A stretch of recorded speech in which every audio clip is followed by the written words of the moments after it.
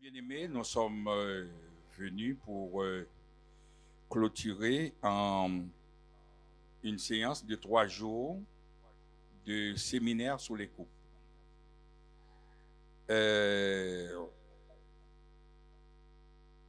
On avait commencé vendredi soir et hier toute la journée. Et ce matin, nous allons faire une première synthèse de tout ce qui a été dit. Et alors, quand il s'agit du séminaire ou bien du mariage, alors ce que nous avons pris nous-mêmes, c'est de poser l'introduction seulement, de ne pas tout de suite dire des choses et puis embrouiller les gens. La plupart du temps, moi, quand j'écoute une prédication sur le mariage, ordinairement, je ne dis pas que c'est toutes les prédications, on donne toujours des conseils moraux. C'est-à-dire, bon, toi, tu fais la vaisselle, toi, tu fais les courses, etc. Et comme si le mariage était résumé à faire la vaisselle, et surtout avec des maris radins qui ne donnent pas de l'argent. Et puis, quand on dit quelque chose en faveur des femmes, eh bien, les femmes sont contentes, bravo. Et quand on dit aussi des choses pour les hommes, et tout le monde était content. Mais est-ce que c'est ça le mariage que Dieu lui-même a institué depuis avant la fondation du monde? Et ce matin, nous allons pas aller trop loin parce que je voulais même traiter un sujet que je vais laisser pour plus tard. Mon sujet de ce matin, c'était, mais je ne vais pas arriver jusque-là, le mystère du mariage. Parce que l'apôtre Paul nous a dit, ce mystère est grand, je l'ai dit en parlant du mariage. Il faut comprendre que ce n'est pas quelque chose comme ça. Mais on va aller plus lentement sur et mais on va lire quand même je vais lire le verset ce qui a été prévu. Éphésiens 5 verset 31 à 33, mais on va pas rester trop longtemps là-dedans. C'est pourquoi l'homme quittera son père et sa mère, s'attachera à sa femme, et les deux deviendront une seule chair. Et ensuite, il dit, ce mystère est grand. J'ai dit cela par rapport à Christ et à l'Église. Du reste, que chacun de vous aime sa femme comme lui-même et que la femme respecte son mari. Mais je vais seulement rester, c'est pourquoi l'homme quittera son père et sa mère. On va rester dans Genèse 2, tout simplement. Et l'histoire de l'humanité a commencé par un mariage. L'histoire de l'humanité finira par un mariage. La paix soit avec vous, mes bien-aimés.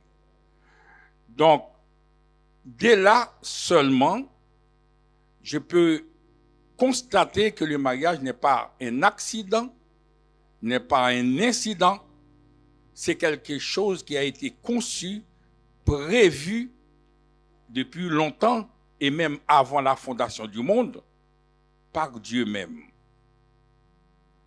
Et on se pose même la question, est-ce que ce n'est pas l'une des raisons pour laquelle on est sur cette terre, puisqu'on va terminer par la noce ou les noces de l'agneau. La paix soit avec vous, mes bien-aimés. Alors, il faut se poser la question, on dit que le mariage, il y a deux types de mariage aujourd'hui. Je l'ai dit la fois dernière, le mariage avant le péché et le mariage après le péché.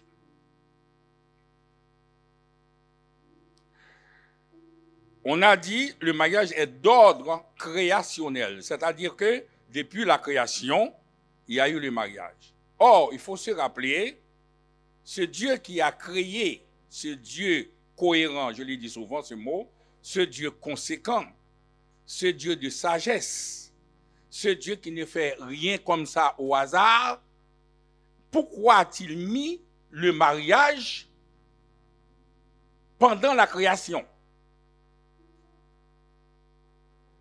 Si Dieu l'a fait, moi je peux considérer, je ne sais pas pour vous, que le mariage a la même valeur que le soleil que je vois. Même si le soleil joue un rôle qui n'est pas le mariage, mais le mariage a une importance aux yeux de Dieu. Dieu n'a pas créé le mariage au hasard. Le mariage, ce n'est pas l'effet du Big Bang. Ça a été conçu et prévu dans le sens de Dieu. Je peux comprendre si j'ai un fruit que je mange aujourd'hui qui a été créé avec la création, je peux dire aussi le mariage aussi a un sens, a une valeur aux yeux de Dieu. Parce qu'il a été créé en même temps. Et que Dieu n'a pas créé comme je l'ai dit, n'a pas créé comme ça, ah oui, j'ai envie de créer quelque chose. Non. Le mariage est aussi important que l'air que nous respirons. La paix soit avec vous, mes bien-aimés. C'est pas moi, c'est la Bible. Hein. C'est d'ordre créationnel, il a créé en même temps. Le mariage, l'eau que nous buvons, c'est vrai, c'est pour la nourriture, ça nous fait du bien. Le mariage aussi a son importance. Donc, c'est une grâce pour moi d'entrer dans le plan de Dieu en étant marié et avoir des enfants. C'est une grâce, c'est une bénédiction. Et je l'ai dit aussi avec ceux qui n'ont pas d'enfants. Il ne faut pas prendre ça comme une sorte de charge. Dieu fait des choses bonnes en son temps. Dieu a ses raisons. Faites comme Marie dit, Seigneur, je suis ta servante. Mais il ne faut pas, parce que moi je n'ai pas d'enfant, etc. Non, si on n'a pas d'enfant, on n'a pas d'enfant. Mais si on a d'enfant, c'est une bénédiction. C'est ce que la Bible nous dit. Est-ce qu'on est d'accord? Il y en met tout de suite. C'est une grâce d'avoir un foyer. Mais, faites bien attention de ne pas être une occasion de chute pour le conjoint. Pendant que le mariage peut être une bénédiction, le mariage aussi peut être un objet de malédiction. Parce que notre comportement peut conduire le conjoint à perdre son âme. La paix soit avec vous, mes bien-aimés.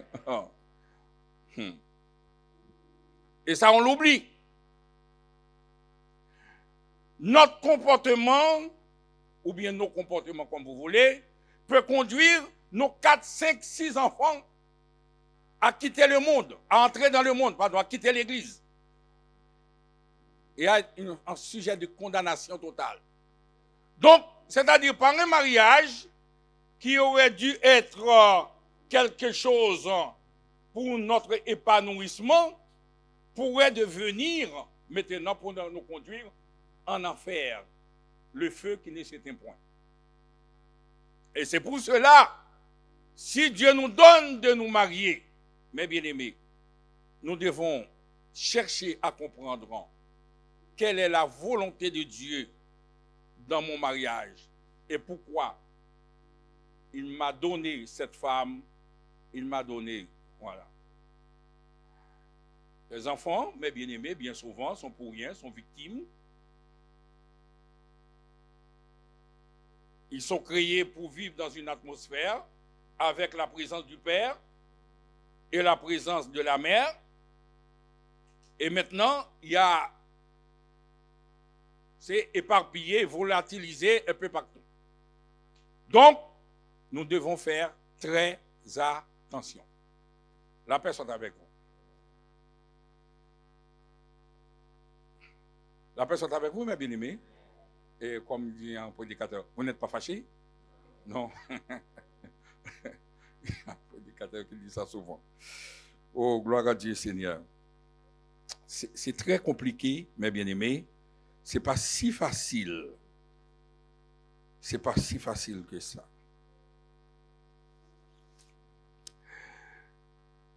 Aujourd'hui, malheureusement, avant de parler du mariage, avant le péché, on voit toutes sortes de mariages. On est d'accord, mes bien-aimés? Toutes sortes de mariages. Il y a un petit dernier qui arrive là, qui dit marié au premier regard. Ça, c'est tellement rapide. Hein? Avant, il y avait un petit mot click and collect. C'est-à-dire, tu cliques et puis tout de suite, tu vas chercher les choses. Mais le mariage au premier regard, j'ai l'impression que c'est plus rapide encore. Il y a le Pax, il y a toutes sortes. Et puis, il y a un dernier né maintenant, marié au premier regard. Tu vois la personne plape, tout de suite, mariage soldé. Hein? Et les femmes disent, il y a un coup de balai. C'est-à-dire les dernières choses qu'on n'a pas besoin, on va jeter, et puis on vend ça, voilà. On voit tout type de choses, mes bien-aimés, mariage. Nous allons ce matin donner quelques traits du mariage, quelques signes qui doivent nous faire comprendre si on n'est pas comme ça, est-ce qu'on ne pourrait pas faire ce petit effort, etc., dans nos mariages. Il y a un verset que je vais lire pour vous, c'est dans Genèse 3. Il y a un mot que je vais tirer de ce verset, Genèse 3, 7 à 8, il nous dit « Ils entendirent la voix de l'Éternel qui parcourait le jardin vers le soir. L'homme et la femme se cachèrent loin de la face de l'Éternel, Dieu, au milieu des arbres du jardin. » Il y a un petit mot qui est là. Il parcourait le jardin vers le soir. La personne est avec vous, mes bien-aimés. Il parcourait le jardin vers le soir, c'est-à-dire que la présence constante de Dieu doit être dans le mariage. Dieu vient tous les soirs chercher l'adoration du mariage, rester en contact avec le mariage. Sans ce contact, il n'y a plus de mariage. La paix soit avec vous. Et c'est pour cela, tout à l'heure, on va voir la rupture à cause de ça. Dieu, il vient tous les soirs chercher l'adoration du mariage, chercher la prière du mariage pour que le mariage puisse se tenir debout, mes bien-aimés. Dieu est la source du mariage, mes bien-aimés. C'est Dieu qui entretient le mariage. Or, il faut se rappeler que la Bible nous dit Dieu est esprit. Il faut que ceux qui l'adorent en esprit et en vérité. Et comme je vous ai dit tout à l'heure, si le mariage commence avec l'histoire de l'humanité et va se terminer, clôturer l'histoire de l'humanité, il y a un côté spirituel dans le mariage qu'il ne faut pas négliger. Le mariage doit se tenir maintenant devant la présence de Dieu. Et c'est pour cela on essaye de faire des efforts. On donne beaucoup de recettes pour le mariage. Par exemple, quand on donne une prédication, le mari peut être conscient pour dire « Ah, ok, c'est vrai, j'ai laissé ma femme et tous les jours, c'est ma femme et qui fait tout. Maintenant, je vais prendre cette résolution. » Il va le prendre sous l'effet d'émotion. Pendant une journée, 2 jours. Et après, ça va tomber. Parce que ce n'est pas alimenté, inspiré. Ce n'est pas le fruit d'une conviction pour faire ce travail. On le fait d'une manière émotionnelle. Dieu est esprit.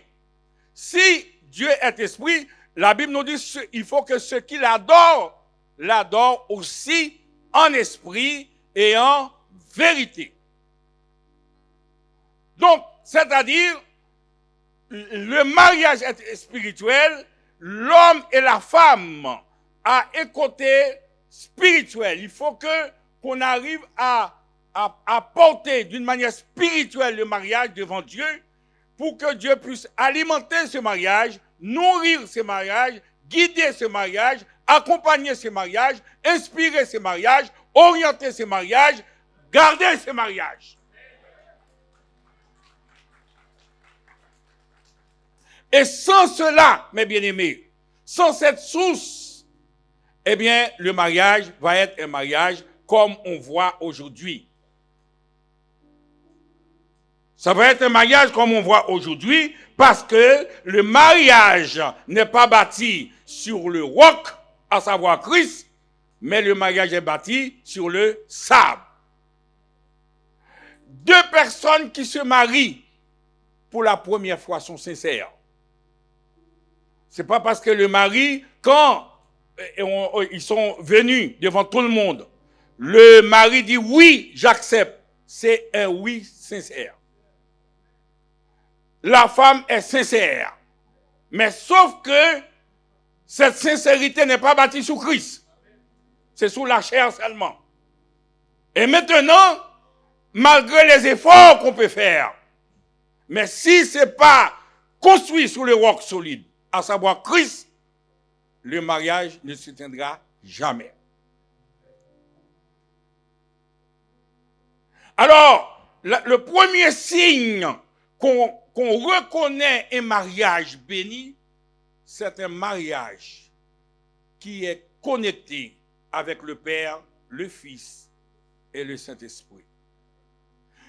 Puisque le mariage est spirituel, on doit trouver ce qu'on appelle les 9 fruits de l'esprit dans le mariage. La paix soit avec vous. Pour que le mariage soit en bonne santé, il y a ce qu'on appelle les fruits de l'esprit et que vous connaissez déjà dans Galates 5. La paix soit avec vous, mes bien-aimés.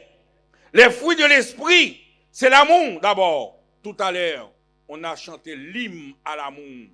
Parce que l'amour, c'est la base de tout. L'amour, il y a la joie dans le mariage. C'est un signe qu'on doit reconnaître que la main de Dieu est sous ce mariage. Il y a la paix dans le mariage. Il y a la patience dans le mariage. Il y a la bonté dans le mariage. Il y a la fidélité dans le mariage. Il y a la douceur et la tempérance qui sont les fruits de l'esprit dans le mariage. Dieu est esprit, il faut que ceux qui l'adorent en esprit et en vérité. La paix soit avec vous, mes bien-aimés. La paix soit avec vous. Le deuxième signe du mariage,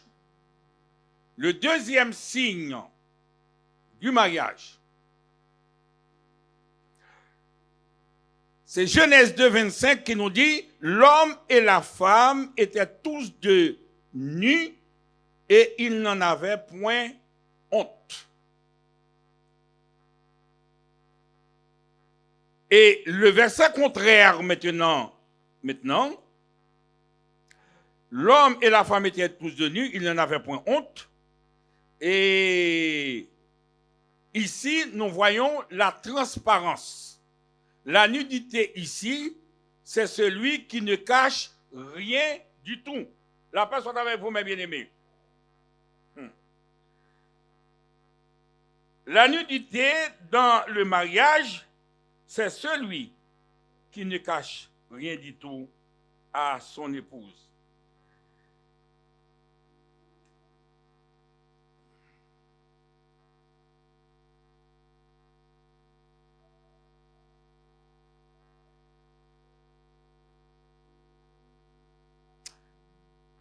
Je disais, c'est celui qui ne cache rien du tout. Est-ce que notre mariage est transparent? Je ne sais pas. Et c'est pour cela, la Bible nous dit, après le péché, ce que l'homme a fait, l'homme a pris des feuilles de figuier pour couvrir cette nudité. Donc, c'est-à-dire, il y a un mariage avant le péché qui est dans la transparence, le compte, même compte, il n'y a pas de compte qui est caché un petit peu partout. L'homme, la vie de l'homme, c'est un livre ouvert devant sa femme, et la vie de la femme, c'est un livre ouvert devant son mari. Est-ce qu'on est d'accord? Mais quand il y a le péché, on voit qu'il y a une couverture, il y a quelque chose qui est caché. Et il y a des fois, le mari découvre des choses, il y a des fois, la femme aussi découvre des choses. Combien de mariages on découvre plus tard que l'homme avait 5-6 enfants au pays?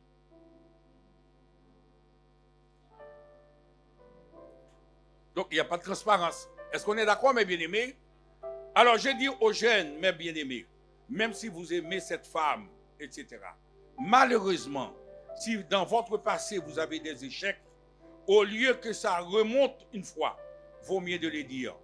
Et par votre transparence, si la femme doit vous accepter, ou par votre transparence, si le mari doit vous accepter, mais au moins, vous lui dites les choses telles qu'elles sont pour la gloire de Dieu.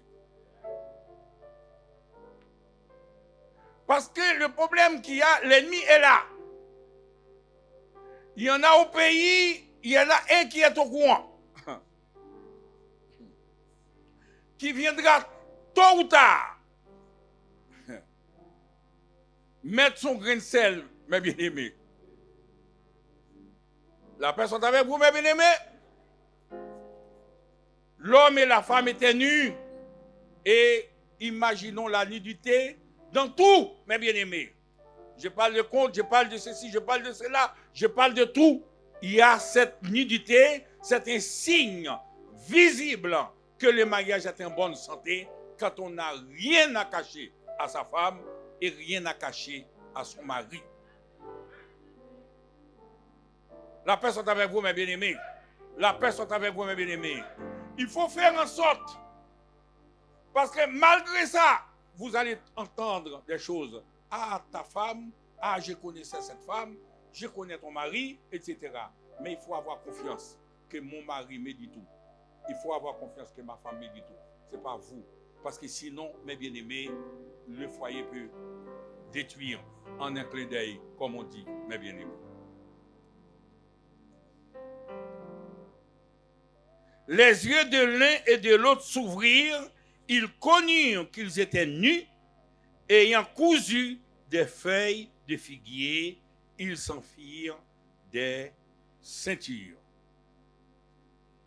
C'est l'enveloppe humaine pour se cacher, etc. Et le mariage n'est pas vrai, mais bien aimé. La paix soit avec vous.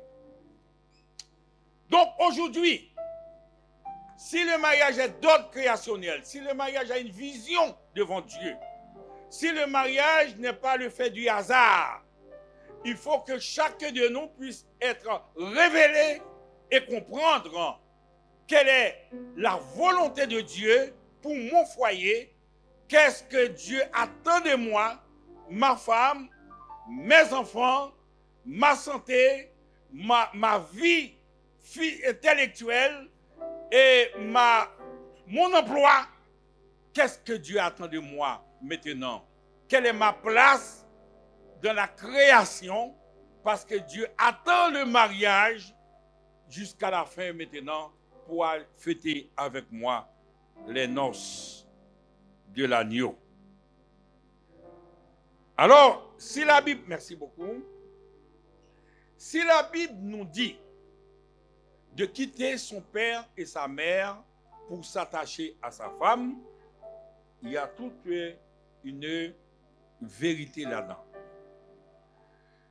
La Bible nous dit, l'homme quittera son père et sa mère, s'attachera à sa femme, et les deux deviendront une seule chair. Regardez quelque chose, mes bien-aimés. C'est Dieu qui nous demande de quitter. L'homme quittera son père et sa mère. Quand on dit l'homme, la femme aussi. On est d'accord, mes bien-aimés, c'est pas que l'homme et puis la femme restent, etc. C'est-à-dire les deux vont devenir une seule chair. Mais jetons un coup d'œil en arrière pour voir la femme, un foyer, par exemple. Prenons une mère qui aime beaucoup, surtout les enfants. Je ne parle pas des hommes, nous les hommes on est un petit peu comme ça. Ça ne veut pas dire qu'on n'aime pas, mais on n'arrive pas à exprimer. Une mère est plus expressive que nous. Est-ce qu'on est d'accord les hommes? On est d'accord? Bien. Une mère, si la Bible nous dit, nous devons quitter notre mère, nos mères ou bien nos pères, c'est-à-dire il y a quelque chose. Nous devons trouver beaucoup plus que là où on était. Parce que Dieu, c'est le Dieu de bénédiction. Je reprends. Si nous devons quitter le confort familial, l'enfant roi, vous savez, en France, il y a des pays, ça, c'est selon l'éducation. Il y a plusieurs pays, il y a plusieurs types d'éducation qu'on donne aux enfants. Mais en France, c'est l'enfant roi, c'est l'enfant qui décide. Même si l'enfant a 6 ans, les parents n'ont rien à dire, c'est l'enfant qui décide.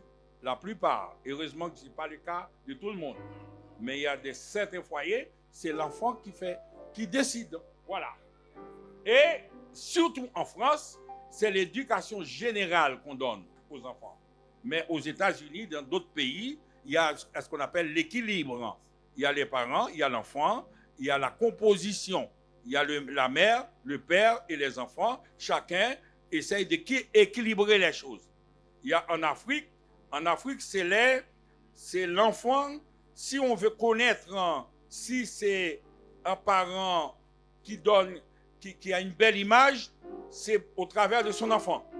L'enfant dit bonjour, l'enfant se respecte et tout de suite, on dit tout de suite, c'est les parents. Il y a un parent, etc., qui donne l'éducation. Mais en France, c'est autre chose. Bon, on ne reste pas ici. Mais quand on quitte un foyer, la Bible nous garantit, la personne avec vous, mes bien-aimés, la Bible garantit à un homme et une femme, là où l'homme est né, là où l'homme a reçu l'amour, surtout de sa mère, l'amour maternel, l'amour fraternel, là qu'il a tout le confort. Et la Bible nous dit que si maintenant, dans le mariage, on peut quitter tout ça, ce n'est pas pour trouver pire, mais c'est pour trouver mieux, parce que le Dieu qui nous demande de quitter, c'est un Dieu de bénédiction. C'est un Dieu qui attend quelque chose. Autrement dit, le mariage n'est pas un enfer. Le mariage doit être un havre de paix. Le mariage doit être un endroit où l'amour règne. Et c'est pour cela qu'on a dit, le mariage n'est pas fait pour des enfants. Le mariage est fait pour des gens adultes capables de comprendre et d'accepter les conséquences du mariage. Donc, le mariage, mes bien-aimés, l'homme doit quitter son père, l'homme doit quitter sa mère. Il y a tout un mystère, mes bien-aimés. Je vais donner un petit peu de mystère. Vous savez, mes bien-aimés, comment une femme, une mère, qui a toujours l'amour pour son enfant, qui va livrer son enfant à un homme qu'il n'a jamais vu. Hein? Un homme qu'elle n'a jamais vu, mais il y a tout un mystère là-dedans. La personne avec vous, mes bien-aimés, vous voyez, ce n'est pas quelque chose qui se passe comme ça, ce n'est pas le hasard. Et c'est pour cela qu'il y a la main de Dieu qui doit être comme base. Parce que quand l'Éternel disait, ou bien Abraham disait à son serviteur le plus ancien d'aller chercher une fille pour pour son fils Isaac. La première chose qu'il a dit, il ne faut pas prendre parmi les Cananéens. D'aller dans mon pays, ici, d'aller à l'église. Trouver des personnes qui font l'expérience du salut. Le signe, avant de vous marier, regardez la solidité de la vie spirituelle de la personne avec qui vous allez vous engager.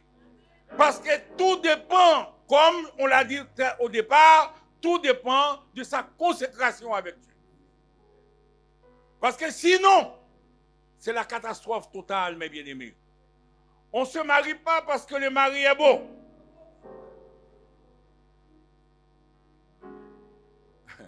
On ne se marie pas parce que la fille est belle. C'est normal qu'il faut qu'elle soit belle. Il faut l'aimer quand même.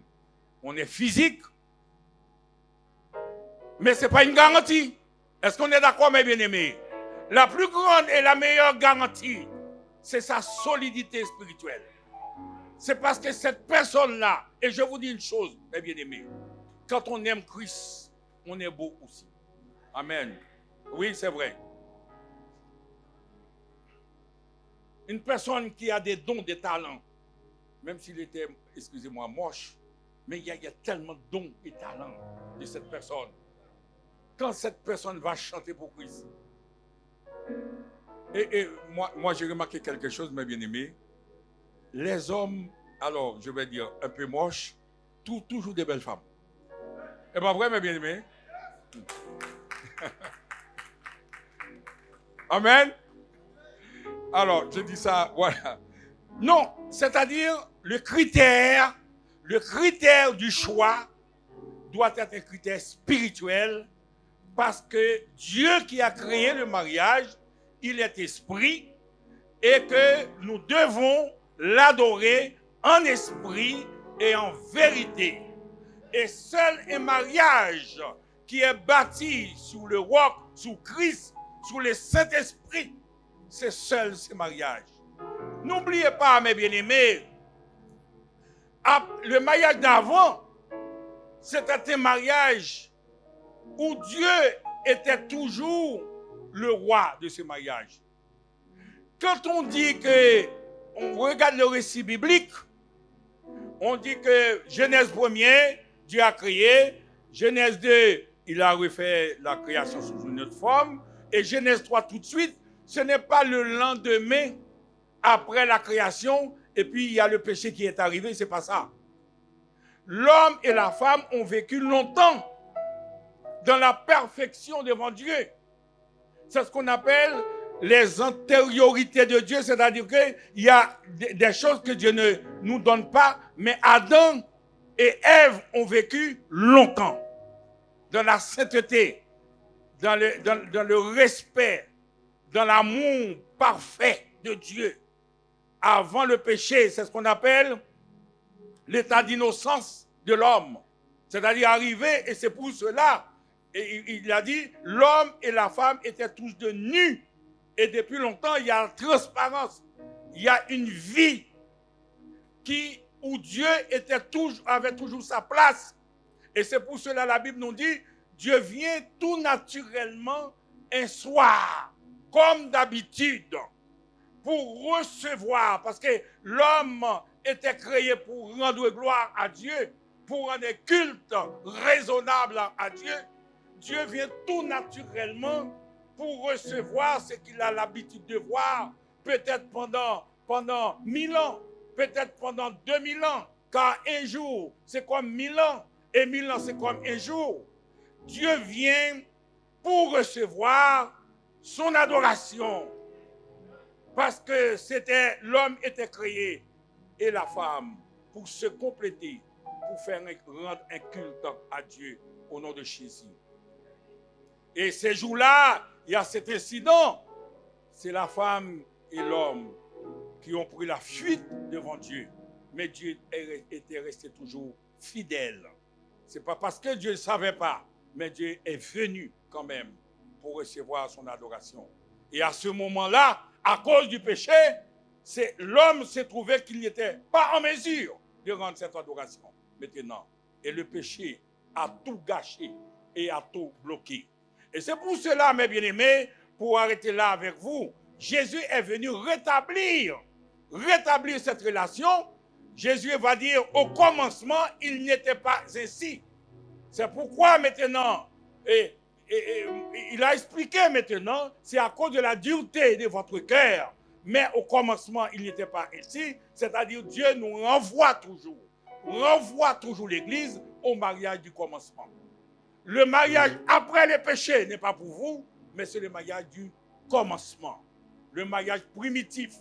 Le mariage qui a un but. Le mariage qui va terminer avec les noces de l'agneau. Les noces de l'agneau, comme on dit lorsque devant l'agneau. Et là, maintenant, il va avoir cette grâce, cette réjouissance devant Dieu. Et là, on va entrer devant la présence de Dieu, mes bien-aimés. Donc, autrement dit, le mariage que vous faites, vous devez amener le mariage devant Dieu.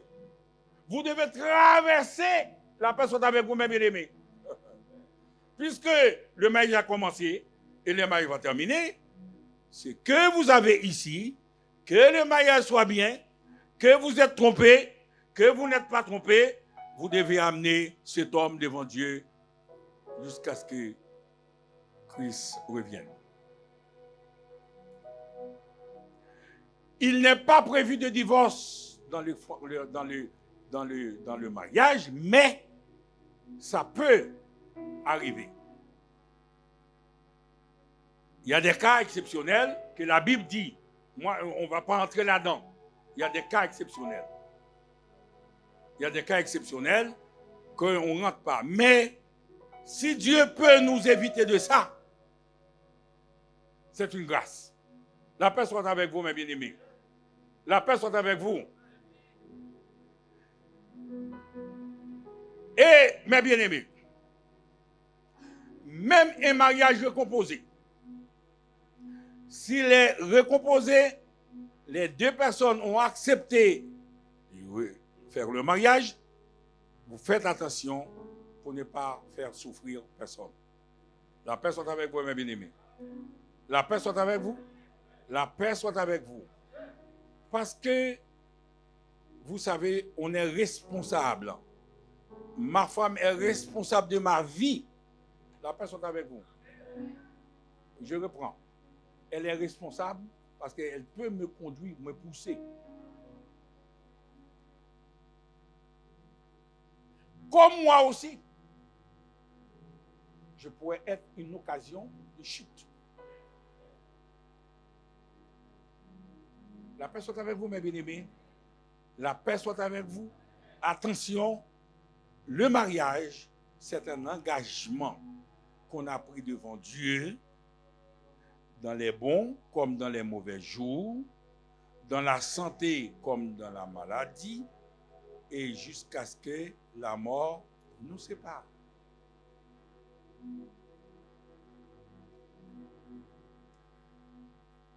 Maintenant, vous allez me trouver un peu pas moderne, parce que maintenant le mariage moderne, le mariage n'a pas encore commencé, il y a des mariages qu'on n'a même pas eu le temps de célébrer la cérémonie.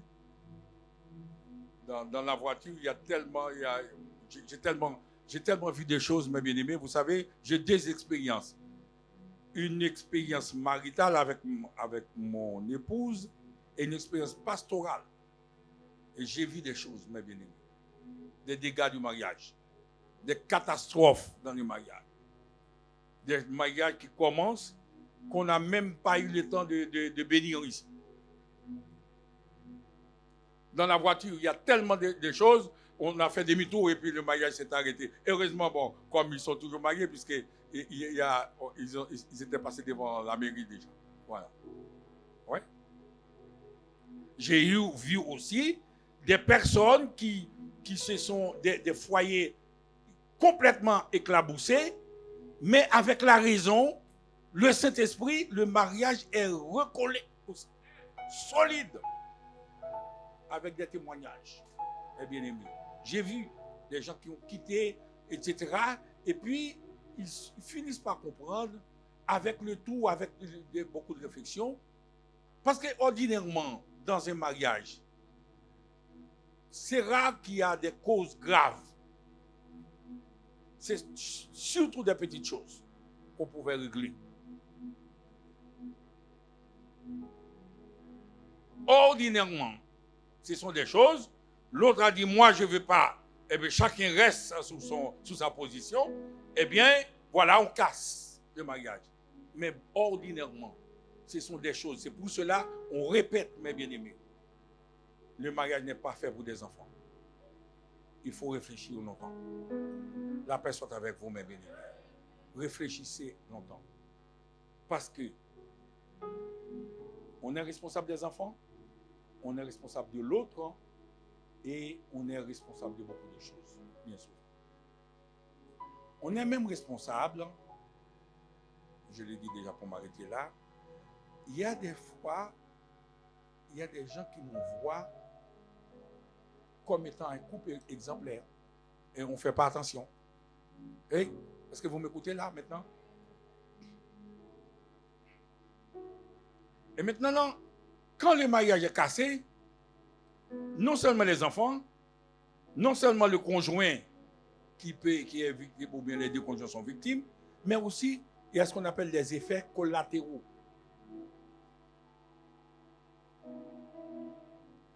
Tous ces gens-là, à cause d'une décision, et vous avez des comptes à rendre devant Dieu, le Père, le Fils et le Saint-Esprit. À partir de là, mes bien-aimés, nous devons faire attention. Être toujours ensemble. Vous savez, il y a une chose que l'ennemi fait maintenant. Soit le mari est à la maison, soit la femme est à la maison. Ils n'ont pas la même nourriture. Le mari n'aime pas venir, parce qu'il y a des hommes qui aiment travailler même le dimanche. Il n'y a pas de problème. 24 sur 24. En pensant que, à force d'amener de l'argent, eh bien, ça pourrait régler le problème. Et pourtant, le problème, c'est d'ordre spirituel, ce n'est pas d'ordre matériel, ni d'ordre financier. C'est une présence qui compte dans le foyer. Et surtout, quand on écoute le même message, chacun reçoit de la part du Saint-Esprit sa part. Chacun est touché par l'Esprit de Dieu. Et puis chacun prend, peut-être discrètement, pour dire, ok, pas fierté, peut-être je ne vais pas dire ça devant ma femme, mais quand même je suis conscient, je vais essayer de faire ça quand même. Mais qu'on le veuille ou non, mais on est ensemble. Est-ce qu'on est d'accord, mes bien-aimés? Et on va rester avec cette introduction, ce n'est pas le mariage. Parce que le mariage, c'est pour la vie, comme on l'a dit. Quand on vient ici, on vient inaugurer un mariage. On vient dire qu'on est entré dans le mariage, mais ce n'est pas le mariage. Le mariage se construit tous les jours. C'est pour cela que vous allez dire, jusqu'à ce que la mort nous sépare. Tant que vous êtes sur la terre, vous êtes en train de construire. Parce que l'ennemi va vous attaquer jusqu'à la porte du ciel. Est-ce qu'on est d'accord? Et la cible de l'ennemi, c'est ni autre chose. Parce qu'une fois que le foyer est cassé, tout le reste devient possible pour lui. L'ennemi est là, mes bien-aimés. Donc le mariage, ce n'est pas un mariage. On vient ici, on fait une cérémonie pour dire à tout le monde, on est entré dans le mariage. On va construire un mariage. Mais on n'a pas, c'est pas fait. Ordinairement, les gens, quand ils viennent ici, ils confondent la cérémonie avec un mariage. C'est une cérémonie, c'est une inauguration pour dire à tout le monde, maintenant, avec cette personne-là, on s'engage dans un processus de mariage. Et chaque jour, on va mettre des papins, on va mettre du sable, on va mettre du ciment, on va prendre du recul, on va peut-être casser et recommencer, on va mettre la fenêtre, on va mettre des portes, on va mettre la toiture et on va continuer encore. Il y aura toujours des choses à mettre. Et jusqu'à ce que Christ, et c'est l'engagement qu'on va prendre, mes bien-aimés, dans un mariage. Le mariage, aujourd'hui, je ne sais pas à quel point vous êtes. Vous en êtes peut-être à la base. Ce n'est pas grave, mes bien-aimés. Mais au moins, vous avez déjà commencé. Vous êtes arrivé très, très loin. Gloire à Dieu. Moi, je ne suis pas encore arrivé, je suis sur cette terre. Je suis un homme. La paix soit avec vous, mes bien-aimés. Et je dois faire très attention. La paix soit avec vous, mes bien-aimés, pour arriver jusqu'au bout. Parce qu'il y a un autre mariage qui m'attend. Il y a les noces de l'agneau qui m'attendent. La paix soit avec vous, mes bien-aimés. Et je dois amener le mariage. C'est pas facile, mes bien-aimés, mais c'est une grâce. Si Dieu nous prend, nous accepte tels que nous sommes. Mes bien-aimés, quand je dis ça, il y a des moments difficiles. Dieu connaît toutes choses. Moi, je ne suis pas là pour condamner des personnes, malheureusement, qui ont eu des échecs dans leur vie, pour dire que c'est Dieu qui sait. Dieu est capable de faire des choses. Mais moi, je parle des choses maintenant qui vivent encore, qui doivent faire attention pour ne pas tomber. Est-ce qu'on est d'accord, mes bien-aimés, qu'on doit porter le mariage jusqu'au bout? Que le mari, certains cas délicats, vous devez le porter. Amen. Même si c'est une charge, amen, vous devez. Parce que c'est trop tard. La personne avec vous, mes bien-aimés. Si les choix étaient bons, amen, gloire à Dieu. Tous les jours, dites merci Seigneur, merci Jésus. Mais si c'était comme ça, eh bien, c'est à quoi vous portez cette croix? Parce que jusqu'au bout, je veux te suivre. Voilà. Il y a des fois, c'est vrai, mes bien-aimés. Il y a des cas un peu délicats. Mais c'est comme ça. C'est comme ça, mes bien-aimés. C'est comme ça, c'est comme ça. Mais si demain, on a moi, ah oui, c'est comme ça, et Dieu ne veut pas ça, je vais faire ceci, je vais faire cela. Et puis, il y a des fois, comme on dit chez nous, vous courez pour la pluie, vous tombez.